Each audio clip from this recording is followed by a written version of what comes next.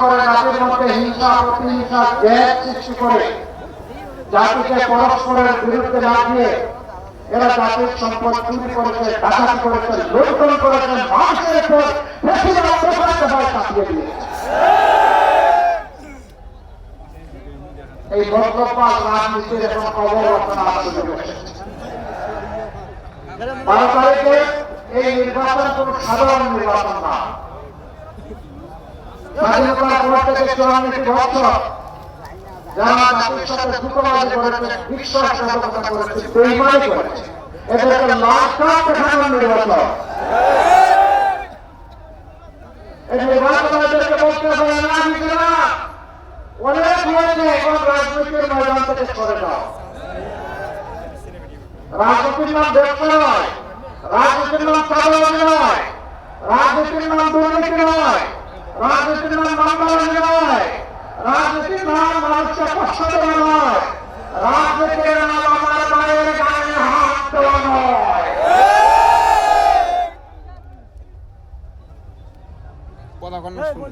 এই অপরাজনীতির অবসান আমরা ঘটাবো ইনশাআল্লাহ। আগামী 13 তারিখ মহান আল্লাহ রাব্বুল আলামিনের দরবারে আরজ করি, বাংলাদেশের পূর্ব আকাশে যেন একটা নতুন সূর্যের উদয় থেকে ওঠা। 12 তারিখ নির্ধারণ করে দিলে ইনশাআল্লাহ 13 তারিখের সূর্যের নতুন সূর্যের ভাগ্য। আমরা যৌবন এবং তারুণ্য চিত্র একটা বাংলাদেশ করতে চাই। তোমরা প্রস্তুত? ইনশাআল্লাহ তোমাদের হাতে আমরা বাংলাদেশ চলে যাব। সেই বাংলাদেশকে তোমরা তোমাদের মেধা, যোগ্যতা, ভালোবাসা, শ্রদ্ধা নিয়ে তোমরা গড়ে তুলবে ইনশাআল্লাহ। তোমাদের বুকে থাকবে সীমাহীন দেশপ্রেম। কারো বিরুদ্ধে তোমরা পাত্তা দিবে না। তোমরা বলবো আমি বাংলাদেশ, এটি আমার বাংলাদেশ।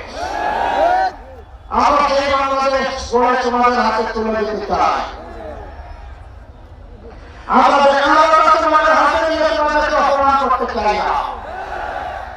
তোমাদেরকে শিক্ষা প্রশিক্ষণ দিয়ে তোমাদের হাতে মজবুত করে একজনকে দেশ করা, ইঞ্জিনিয়ার, কারিগর, আর্কিটেক্ট বানিয়ে তোমাদের হাতে বাংলাদেশ তুলে দেবে। বলবো যাও এখন বাংলাদেশ গড়। বাংলাদেশ জাহাজের পথ থেকে পাইলটের ড্রাইভিং সিটে তোমাদেরকে বসিয়ে দেবো। তোমরা সেই জাহাজ নিয়ে সামনের দিকে উঠতে থাকবো ইনশাআল্লাহ। আমরা সেদিন প্যাসেঞ্জার সিটে বসে বসে তোমাদের জন্য দোয়া করব। এই বাংলাদেশ যুবকরা চাও? আলহামদুলিল্লাহ। তিস্তা তো এই অঞ্চলের মানুষের নিয়ামত এবং অহংকার হওয়ার কথা ছিল। এখন তিস্তার নাম এক সাগর গুপ্ত। আমরা কথা দিচ্ছি এই তিস্তাকে ইনশাআল্লাহ বিইজনিল্লাহ আমরা তিস্তাকে জীবন দিব ইনশাআল্লাহ। ওই তিস্তার কঙ্কাল মরুভূমি থাকবে না। এই তিস্তা হবে উত্তরবঙ্গের অর্থনীতির কেন্দ্রবিন্দু ইনশাআল্লাহ। এখান থেকে হাইড্রো পাওয়ার হবে, এখান থেকে পানি সারা উত্তরবঙ্গকে ইনশাআল্লাহ উর্বর করে তুলবে। আর নদীবাঙ্গনের কবলে পড়ে বছরের পর বছর হাজার হাজার পরিবারকে নিঃস্ব হবে না। আমরা কথা দিচ্ছি যে কোনো মূল্যের বিনিময়ে ইনশাআল্লাহ তিস্তা পরিকল্পনা বাস্তবায়ন হবে ইনশাআল্লাহ। কারণ লাভ আমরা পাওয়া করবো না। আমার দেশ আছে, এই দেশের জনগণের স্বার্থ। আমরা কারো স্বার্থ আলাপ দেবো না, কিন্তু আমাদের স্বার্থে কেউ এসে বাংলাদেশে তাও আমরা মেনে নেব। আপনারা সাথে থাকবেন ইনশাআল্লাহ। দুই হাত নিয়ে মজবুত করে থাকবেন।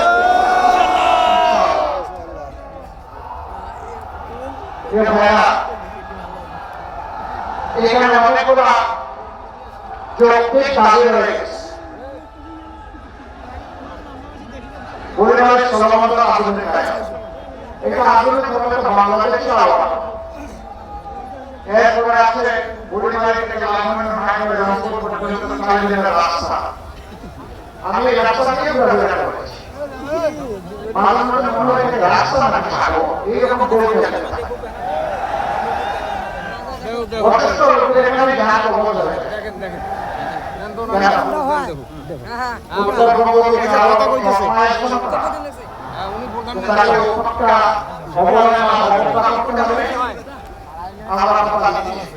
এই বঞ্চিত এলাকা থেকে ইনশাআল্লাহ বাংলাদেশের উন্নয়নের বিসমিল্লাহ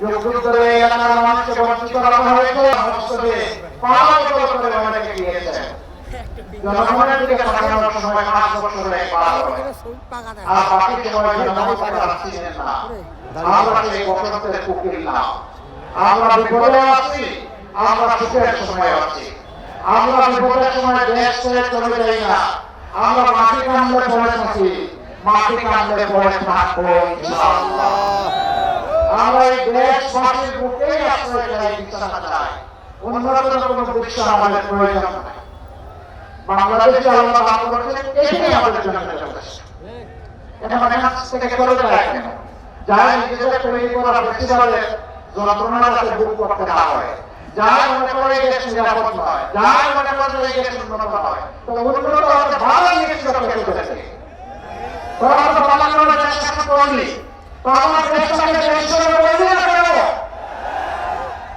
এদেশের মানুষ তোমাদেরকে দেখেছে ভাই অনেক দেখেছে এবার একটু বিশ্রাম নাও এবার একটু আমাদেরকে সুযোগ দাও আমরা কথা দিচ্ছি আমরা সন্তানের কুকিল নয় আমরা ইহজগতের বন্ধু আর পরজগতের আল্লাহর কাছে বলি যে আল্লাহ সেখানে বন্ধু বানাই রাখবে আমরা ঘরে থাকবো ইনশাআল্লাহ আমরা কাউকে ছেড়ে যাব আর অনেকগুলো লাগে এখানে সবগুলো একজন আমরা ঘোষণা দিয়েছি উত্তরবঙ্গ থেকে ইনশাআল্লাহ আমরা কৃষি শিল্পের রাজধানী হিসেবে গড়ব আলহামদুলিল্লাহ তখন কর্মসংস্থান যখন হবে সারা দেশ উপকৃত হবে দেশে উৎপাদিত শস্য এবং বিভিন্ন পণ্য ইনশাআল্লাহ শুধু দেশের চাহিদা পূরণ করবে না বিদেশেও রপ্তানি হবে আমরা সেই শিল্প পুরো এলাকাকে আমরা শিল্পে সমৃদ্ধ করতে চাই আপনারা শুধু দোয়া করবেন কথা দিচ্ছি আমাদের যদি আল্লাহ তাআলা এই সবার সুযোগ দেন আমরা যেন আপনাদেরকে ভুলে না যাই আমরা যেন আপনাদেরকে আমাদের হৃদয়ে আমাদের কলিজায় শক্তভাবে মজবুতভাবে লালন করতে পারি সেই দোয়াটা আপনারা করবেন এখানে আরেকটা কথা এভাবে একসাথে বসে ওই পিছনে যারা বসে একটু ধৈর্য ধরে না আমরা পেছনে কোনো দায়িত্ব পালন করবো না বাকিরা যারা ওই দেশে যারা সবাই বসে সবাই বসে এলাকা আমার শুরু হয় বসে রাখুন বসে যায় বসে সবাই বসে দেরি করুন ধন্যবাদ আলহামদুলিল্লাহ আমরা একটা কথা পরিষ্কার করতে চাই বাংলাদেশের সকল ধর্ম মানুষ আমরা